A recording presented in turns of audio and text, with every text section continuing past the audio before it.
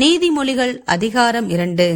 என் மகனே, நீ உன் செவியை ஞானத்துக்கு சாய்த்து உன் இருதயத்தை புத்திக்கு அமைய பண்ணும் பொருட்டு நீ என் வார்த்தைகளை ஏற்றுக்கொண்டு என் கட்டளைகளை உன்னிடத்தில் பத்திரப்படுத்தி ஞானத்தை வா என்று கூப்பிட்டு புத்தியை சத்தமிட்டு அழைத்து அதை வெள்ளியைப் போல் நாடி புதையல்களை தேடுகிறது போல் தேடுவாயாகில் அப்பொழுது கர்த்தருக்கு பயப்படுதல் இன்னதென்று நீ உணர்ந்து தேவனை அறியும் அறிவை கண்டடைவாய்.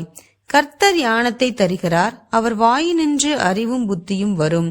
அவர் நீதிமான்களுக்கென்று மெய்ஞானத்தை வைத்திருக்கிறார். உத்தமமாய் நடக்கிறவர்களுக்கு அவர் கேடகமாயிருக்கிறார்.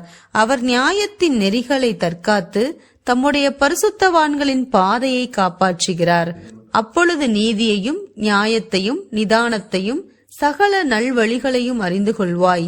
ஞானம் உன் இருதயத்தில் பிரவேசித்து அறிவு உன் ஆத்துமாவுக்கு இன்பமாயிருக்கும் போது நல் யோசனை உன்னை காப்பாற்றும், புத்தி உன்னை பாதுகாக்கும்.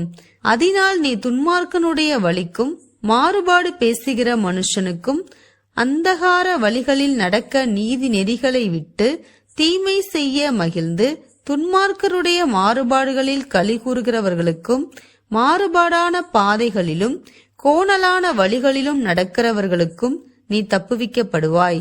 தன் இள வயதின் நாயகனை விட்டு தன் தேவனுடைய உடன்படிக்கையை மறந்து இச்சகமான வார்த்தைகளை பேசும் அந்நிய பெண்ணாகிய பரஸ்திரீக்கும் தப்புவிக்கப்படுவாய். அவளுடைய வீடு மரணத்துக்கும் அவளுடைய பாதைகள் மரித்தோரிடத்திற்கும் சாய்கிறது.